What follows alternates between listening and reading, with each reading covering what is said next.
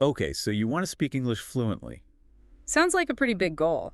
It can feel like you're staring up at this massive mountain. Right. Like, where do you even start? Exactly. And today, we are going on a deep dive A deep dive? into how to get there How to reach fluency? in just 30 days. 30 days, that sounds intense. It is, but also totally doable. Okay, I like that attitude. We got some amazing research and tips We'll pull from language learning experts, and some real-life success stories. people who've actually done it. And our mission Our mission, is to give you a clear roadmap a practical plan you can follow. to finally conquer that mountain. Or maybe break it down into smaller hills. I love that, smaller hills. Much less intimidating, right? So let's jump right in. Let's do it. All right, first up, immersion. Ah, yes, the classic. It's not just about hearing English here and there, It's about surrounding yourself with it, like diving headfirst into a pool, making it part of your daily life. but instead of water. It's English everywhere. Okay, so how do we create this English pool? Well, there's some really simple things you can do. Yeah, like changing your phone's language. Oh, that's a good one. Seriously, think about how often you use your phone, All day long. and suddenly all those menus, notifications, Everything's in English. you're constantly being exposed. It becomes the new normal, And it forces your brain to engage. even without you realizing it. Speaking of phones. Social media, anyone. Oh yeah, following English accounts on Instagram. I've heard that's super helpful. It is. You pick up so much vocabulary. And it's fun. You're scrolling anyway. Exactly. Might even learn some slang. Keep up with the trends. Someone even suggested having separate accounts, What do you mean? like one for your native language Okay. and another specifically for English learning. So you can curate your feed. Totally. That's pretty clever. Now let's talk about TV and movies. Oh, I love this one. Right. It doesn't even feel like studying. It's pure entertainment. But switch the audio to English. And bam, you're learning. Your brain starts to pick up the rhythm. The natural flow of conversation. How sentences are structured. All those subtle nuances. And the more you hear it, the easier it becomes to understand. shows you genuinely enjoy. Comedies are great, Dramas, documentaries, whatever you're into. as long as it keeps you engaged. That's the key. Because if you're bored We'll just tune out. and the learning stops, Okay, so we've covered immersion. creating that English environment. Now comes the scary part for many. Uh-oh, what's that? Speaking. Oh, yeah, the big one. You can know tons of words, perfect grammar. But if you can't speak, It's like having a car without an engine. it's all potential, no action. But here's the thing. What's that? You don't need a partner to start speaking. Wait, really? Yeah, you can practice solo. I never thought of that. It's all about building those muscles, What kind of muscles? your speaking muscles. Ah, got it. So one technique, try this. I'm ready. Talk to yourself in the mirror. In English. Yes. Might feel weird at first, Probably. but you get used to forming the words, To hearing your own voice. and you can see how your mouth moves. I can try that. Another step up. Record yourself. Oh, that's a bit scarier. I know, but listen back. To hear my own mistakes. Yeah, but also your progress. That's true, I guess. You'll notice things you need to work on. Like pronunciation. Exactly, and then you can focus on those. Okay, that makes sense. Now, eventually, You'll want to talk to real people. of course, that's the goal. Right. To actually have conversations. There are amazing apps for that. Like what? Hello Talk, Tandem, I've heard of those. they connect you with language partners. People who want to learn your language. And you help them with English. It's a win-win. You can start with voice messages Or texting. to get comfortable. And then gradually. Move up to live conversations. That's a good approach. And research shows that just 15 minutes a day 15 minutes. of speaking practice That's all it takes. can make a huge difference. Wow, that's encouraging. So even if you don't have a partner, Just talk to yourself. narrate what you're doing. Like, I'm making coffee. I'm walking the dog.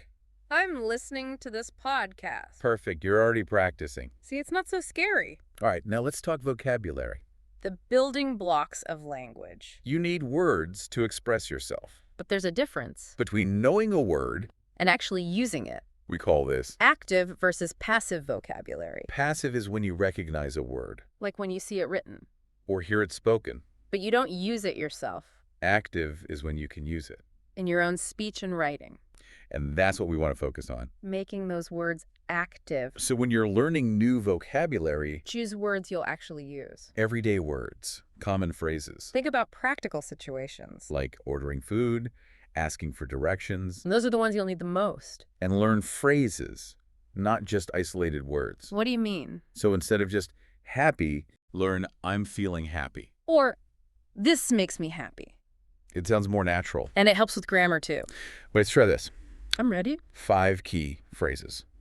5, okay, I can handle that. Number 1, it just clicked. It just clicked. You know that moment when something finally makes sense? Oh, yeah, like a light bulb going off. Exactly.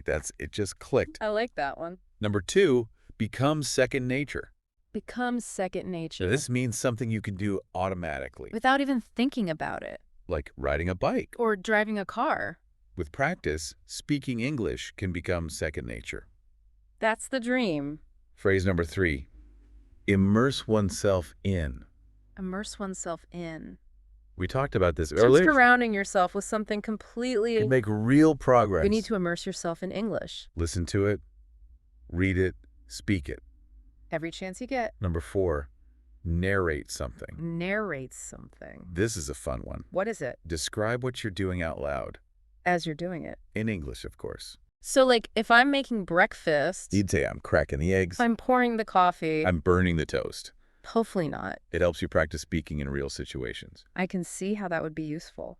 And finally, number 5, Hit me with it. play it back. Play it back. Remember when we talked about recording yourself? Oh, yeah. This is where you listen back to that recording To hear how I sound. to identify areas you can improve Like my pronunciation. or the pace of your speech. It's all about feedback. Exactly. Okay, I think I've got those 5 phrases. Awesome. Now let's go back to some of those questions. The ones from our research. Right. Someone asked about using English daily. How it actually helps. Well, as we've been saying, It makes the language real. it's not just words on a page. It's part of your life. So writing your to-do list in English, Or narrating your day. those things anchor the language in your brain. They make it stick. Another question was about subtitles. When watching shows. Yeah, is it good or bad? Well, it depends. It can be really helpful. Especially when you're starting out. You see the words as you hear them, It reinforces the connection. and it helps with pronunciation. Because you see how the words are spelled. And you can pick up on new vocabulary. Phrases you might have missed otherwise. Okay, are you ready for a slightly unusual technique? I'm always up for a challenge. Hit me. It's called shadowing. Shadowing? What's that? Basically, you listen to a short piece of English audio, Okay. and then you repeat it immediately. Like an echo. Exactly. But you're mimicking everything. The pronunciation, the intonation. The rhythm, the pace. It's like becoming an English-speaking parrot. That's a great analogy. But does it actually work? Research shows it's incredibly effective, For what? improving your pronunciation and fluency. Wow, I'm intrigued. So find some videos or shows you like. Okay. Pick short clips, a few sentences at a time. All right. Listen carefully, pause, and then repeat. Trying to match the speaker perfectly Exactly. You could even use subtitles at first. to make sure I understand. Then try without subtitles. To challenge myself. If there are phrases you struggle with. Pause and repeat them several times. Exactly. It's all about practice. This sounds like it could be fun.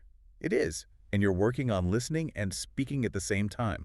That's efficient. Shows like Friends or The Office are great for this. I love those shows. Simple language, everyday conversations, And they're funny. which makes it more enjoyable. So I just pause and repeat. Mimic the pronunciation and tone. I'm going to try that tonight. All right, let's shift gears. To what? Motivation. Ah, yes, the fuel we need. Learning a language can feel overwhelming. Like climbing a mountain. Exactly. But what if we break it down?